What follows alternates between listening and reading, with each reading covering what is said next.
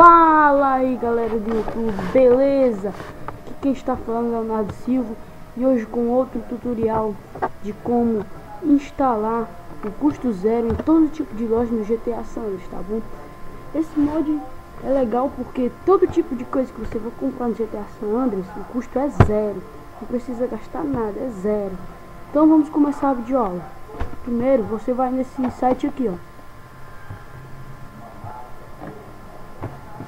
mod GTA San Andreas.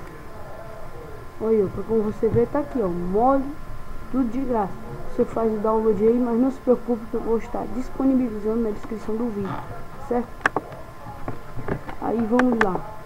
Eu vou aqui na minha pasta de downloads.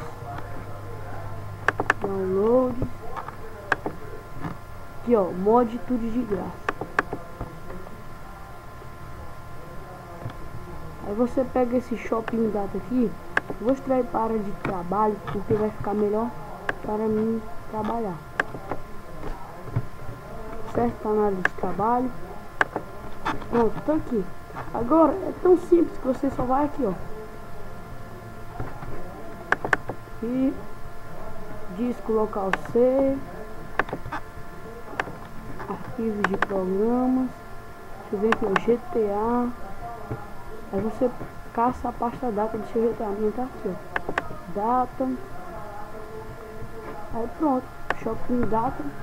Aí você pega isso aqui. Pronto, é só tá aqui dentro.